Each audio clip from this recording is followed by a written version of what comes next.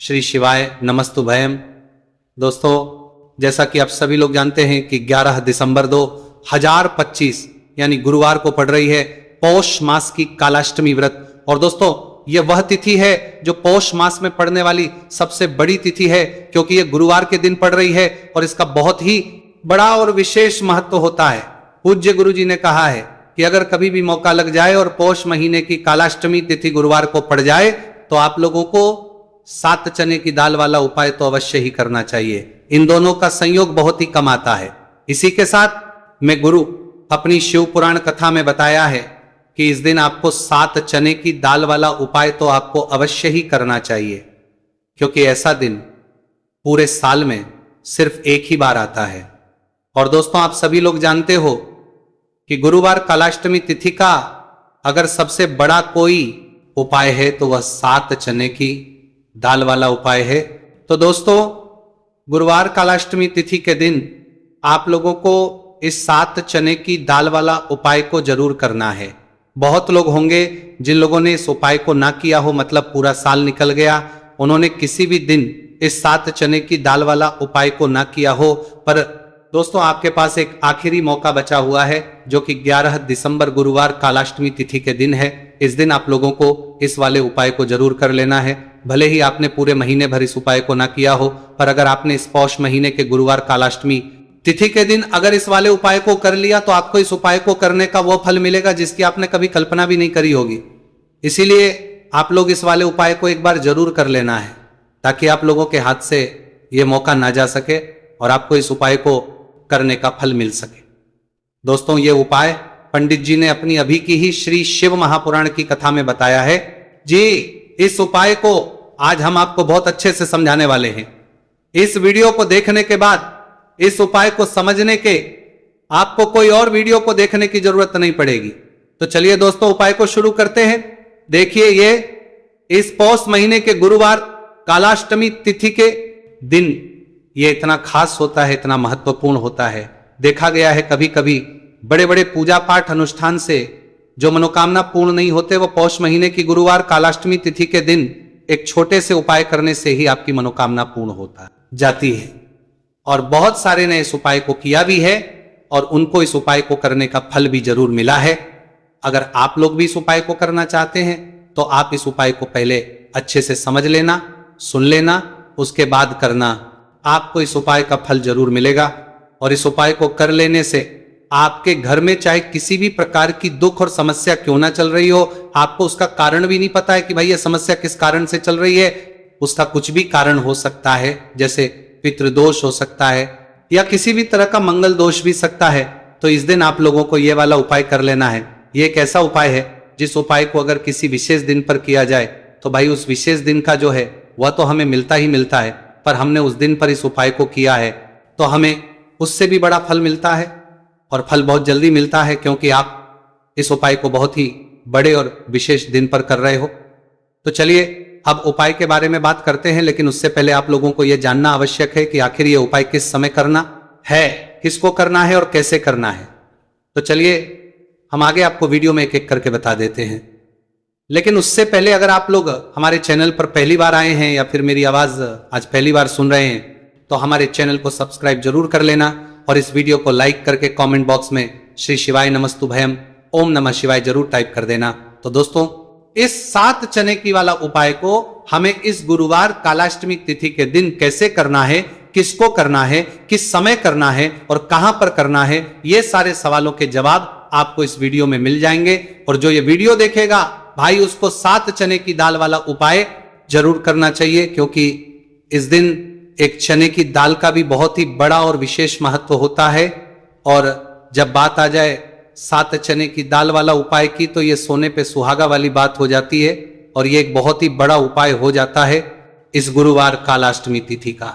तो अब दोस्तों, इस 7 चने की दाल वाला उपाय को आखिर करना किसको है, सबसे पहले हम लोग वो बात जान लेते हैं। तो देखो, घर की जो बड़ी माताएं बहनें होती हैं, उन माताओं बहनों में से कोई भी एक बड़ी माता बहन इस वाले उपाय को कर सकती है। और दोस्तों, अगर आप चाहें तो अपने घर में से सभी सदस्यों को भी इस उपाय को करवा सकते हैं। अगर किसी व्यक्ति की खुद की कोई मनोकामना है खुद की कोई दुख और है जो कि वो अपने लिए ही करना चाहता है, इस वाले उपाय को तो वो खुद अपने लिए भी कर सकता है।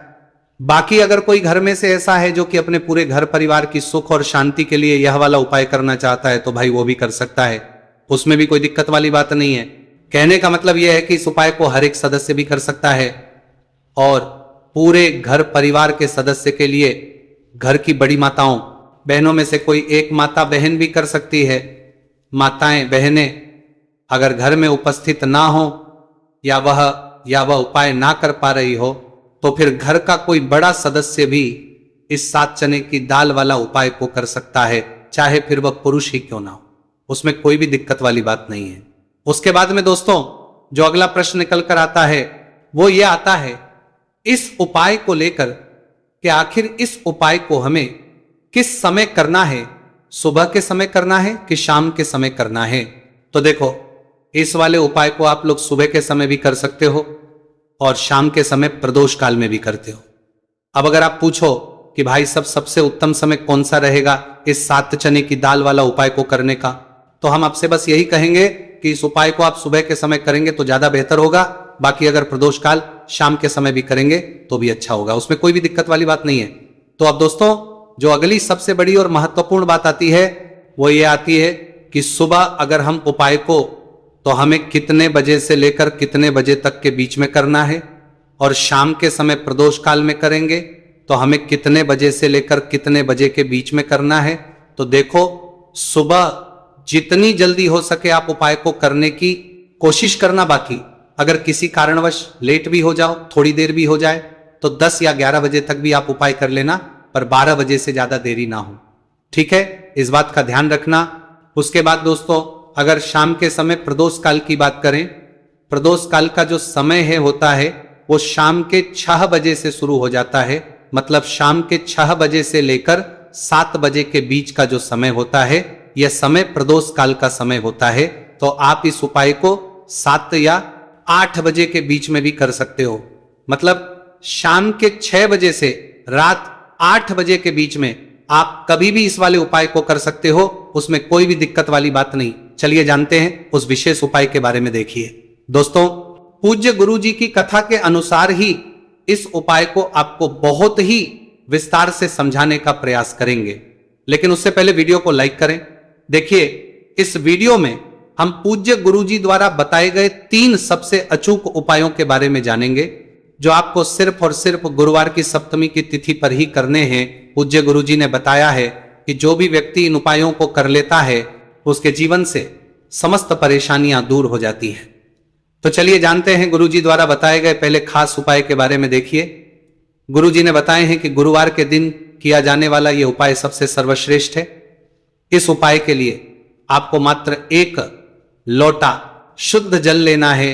जल आपको तांबे के पात्र के अंदर लेना है। इसी के साथ में आपको मात्र 1 गुड़ का टुकड़ा लेना है और इसी के साथ में आपको लेनी होगी 7 की दाल। देखिए, चने की दाल को लेते समय ध्यान रखना है कि यह खंडित नहीं होनी चाहिए। यह चने की दाल जब भी हम गुरुवार के दिन शिवलिंग पर अर्पित करते हैं तो इससे हमारे जीवन के बड़े से बड़े संकट समाप्त होते हैं। अगर हमारे हाथ में धन प्राप्ति की लकीरें नहीं हैं, अगर हमारे जीवन में दुर्भाग्य के अलावा कुछ है ही नहीं, तो गुरु जी ने कहा है कि हम इस व्यासपीठ से आपको यकीन दिलाते हैं कि गुरुवार के दिन जब भी आपकी दाल वाला ये उपाय करते हैं तो इससे महादेव आपके हाथ की लकीरों को भी परिवर्तित कर देते हैं। तो दोस्तों, ये तीनों ही सामग्री लेकर के आपको पहुंच जाना है भगवान शिव के मंदिर में। देखिए, गुरुजी ने बताया है कि इस उपाय को आप सुबह से लेकर के शाम तक किसी भी समय कर सकते हैं। देखिए, शिव मंदिर पहुंचने के बाद आप जो 1 गुड़ का टुकड़ा लेकर के गए हैं, सबसे पहले तो आपको उसे जल के पात्र के अंदर डाल देना है और आपको महादेव का स्मरण करते हुए ये 1 लोटा जल धीरे धीरे शिवलिंग पर अर्पित करते जाना है। साथ ही साथ आपको श्री शिवाय नमस्तु भयम इस मंत्र का भी जाप करते रहना है। कम से कम 11 बार आपको इस मंत्र का जाप अवश्य करना है। अब दोस्तों, आपके पास जो चने की दाल है उन्हें आपको एक एक करके शिवलिंग पर अर्पित करते जाना है। चने की दाल आप एक एक करके भी समर्पित कर सकते हैं और एक साथ भी शिवलिंग पर अर्पित कर सकते हैं। देखिए, चने की दाल को समर्पित करने के बाद आपको बृहस्पति शवर महादेव से प्रार्थना कर लेनी है कि हमारे जीवन में जो भी संकट समस्या चल रही है, हम जो भी कार्य करते हैं उसमें हमें बार बार असफलता मिलती है, रुकावटें संकट जीवन में लगातार बने हुए हैं, चारों तरफ से सिर्फ और सिर्फ निराशा ही हाथ लग रही है, तो अपने दुर्भाग्य को दूर करने के आपको बृहस्पति श्वर महादेव से प्रार्थना कर लेनी है। पूज्य गुरु जी ने कहा है कि इस गुरुवार के दिन ये चमत्कारी उपाय करके देख लेना और आप स्वयं देखेंगे कि 1 या 2 महीने के अंदर आपके जीवन का जो दुर्भाग्य है वह समाप्त होना प्रारंभ हो जाएगा। अब दोस्तों हम जान लेते हैं दूसरे विशेष और चमत्कारी उपाय के बारे में। देखिए, इस उपाय के लिए आपको मात्र एक तुलसी जी की लकड़ी लेनी होगी। अगर आपके पास पहले से ही तुलसी जी की लकड़ी है तो उसका उपयोग आप कर सकते हैं, और यदि आपके घर में तुलसी जी का पौधा सूखा हुआ है तो वहां से भी आप तुलसी जी की मात्र एक लकड़ी ले सकते हैं। देखिए, इस उपाय के लिए आपको मात्र एक मिट्टी का दीपक लेना है। इसमें आपको शुद्ध घी का प्रयोग करना है और इस दीपक के अंदर आपको ये जो तुलसी जी की लकड़ी है इसे रख देना है। इस लकड़ी को आपको पूरा घी के अंदर डुबो देना है, चारों तरफ अच्छे से घी लगा देना है और आपको इस दीपक के अंदर इस लकड़ी को रख लेना है। देखिए, यदि आपको ऐसा लगता है कि तुलसी जी की जो लकड़ी है वो बहुत ही जल्दी से जल जाती है तो आपको एक कार्य करना है। आपने जो तुलसी जी की लकड़ी ली है उस पर आपको पूरी पर अच्छे से रुई लपेट देना है, यानी कि कॉटन जो होती है उसे अच्छे से लपेट देना है, जिससे कि ये जो लकड़ी है दिखाई ही ना पड़े। तो इस लकड़ी के ऊपर आपको लपेट लेनी है। अब इसी लकड़ी के ऊपर जो आपने रुई लपेटी है उस पर आपको अच्छे से घी लगा लेना है और उस दीपक के अंदर आपको इसे डाल देना है। अब देखिए, इस दीपक को आप भगवान विष्णु के वहां पर भी प्रज्वलित कर सकते हैं या फिर भगवान विष्णु के किसी भी स्वरूप के सामने आप इसे प्रज्वलित कर सकते हैं, या फिर आपके घर में जो माता तुलसी जी का पौधा है वहां पर भी इस दीपक को आप प्रज्वलित कर सकते हैं। पूज्य गुरु जी ने कहा है कि जो भी व्यक्ति इस 11 दिसंबर 2025 गुरुवार की कालाष्टमी तिथि पर यह तुलसी जी की लकड़ी का दीपक प्रज्वलित कर देता है तो उसके जीवन में कभी भी धन संपदा की कमी नहीं होती है। देखिए, ये जो उपाय है आपने मार्गशीर्ष में कालाष्टमी तिथि पर किया होगा, लेकिन इस बार पौष मास की कालाष्टमी तिथि है, गुरुवार के दिन, गुरुवार का दिन भगवान विष्णु को समर्पित होता है और ये जो दीपक है हम विशेषकर भगवान के निमित्त ही प्रज्वलित कर रहे हैं। तो इस दीपक को आप इस महीने की गुरुवार की कालाष्टमी तिथि पर भी प्रज्वलित कर सकते हैं। देखिए, ये जो दीपक है विशेषकर आपको शाम के समय यानी कि सूर्यास्त के बाद ही करना है। अब दोस्तों हम जान लेते हैं गुरु जी द्वारा बताए गए तीसरे बहुत ही चमत्कारी और विशेष उपाय के बारे में। देखिए, इस उपाय के लिए आपको एक बेलपत्र लेनी है और इसी के साथ में आपको 2 शमी पत्र लेना है। देखिए, आप जो बेल लेंगे वो कहीं से भी खंडित नहीं होनी चाहिए, इस बात का आपको विशेष रूप से ध्यान रखना है। देखिए, मान लीजिए कि यदि आपके पास बेलपत्र नहीं है तो आप भगवान शिव के शिवलिंग पर चढ़ी हुई बेलपत्र को पुनः शुद्ध जल से धो करके उसका उपयोग भी कर सकते हैं। इसी के साथ में आपको मात्र थोड़ा सा लाल चंदन लेना होगा। देखिए, सभी सामग्री लेकर के अब आपको पहुंच जाना होगा भगवान शिव के मंदिर में। देखिए, भगवान शिव के मंदिर में पहुंचने के बाद आपके पास जो एक बेलपत्र है उसकी चिकनी साइड में आपको देखिए, आप सभी को पता है कि बेलपत्र में 3 पत्तियां होती हैं। तो बेलपत्र की जो ऊपर वाली बड़ी पत्ती होती है और नीचे वाली जो 2 छोटी पत्तियां होती हैं उसकी चिकनी साइड पर आपको, यानी कि जो छोटी पत्तियां होती हैं वहां पर आपको एकाएक शमी पत्र जो आप लेकर आए हैं उन्हें छोटी पत्तियों के ऊपर रख देना और इन्हीं शमी पत्र के ऊपर आपको लाल चंदन की एक बिंदी लगा देनी है। अब आपको ये जो बेलपत्र है किसी प्रकार से शिवलिंग पर अर्पित कर देनी है, लेकिन आपको बेलपत्र को समर्पित करते समय गतिमान का नाम लेना है। देखिए, गतिमान जो है वह हनुमान जी के छोटे भाई हैं और पूज्य गुरु जी ने बताया है कि गतिमान का नाम लेकर ही आपको यह उपाय करना है, क्योंकि आपके शरीर के जो भी रोग हैं उन्हें भगवान गतिमान दूर करने वाले। इस उपाय को करने के बाद आपकी जो भारी से भारी बीमारी है वह भी भगवान गतिमान की कृपा से दूर होने वाली है। देखिए, बेलपत्र की 2 छोटी पत्तियों पर आपने एक चमी पत्र रखा, उनके ऊपर आपने एक लाल बिंदी लगाई हुई है चंदन की। तो इसी प्रकार से आपको यह बेलपत्र शिवलिंग पर अर्पित कर देना है।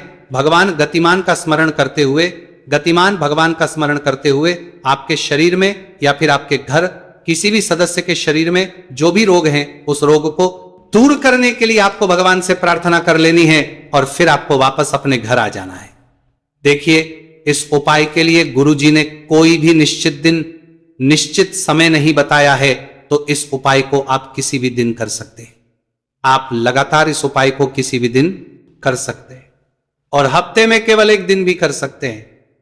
गुरुजी ने कहा है कि यदि आपकी सालों पुरानी बीमारी है वह भी भगवान गतिमान की कृपा से दूर हो जाएगी। तो दोस्तों, इस प्रकार से आज के इस वीडियो में हमने आपको गुरुवार की इस कालाष्टमी तिथि पर किए जाने वाले 3 बहुत ही चमत्कारी उपाय बताए हैं। जो भी आपके लिए उचित है, सरल है, उसे आप कर सकते हैं। तो दोस्तों, ये थे पूज्य गुरुजी द्वारा बताए गए कुछ बहुत ही खास उपाय। अगर आपको जानकारी अच्छी लगी हो तो वीडियो लाइक करिएगा। मिलते हैं फिर एक नए वीडियो के साथ। श्री शिवाय नमस्तु भयम।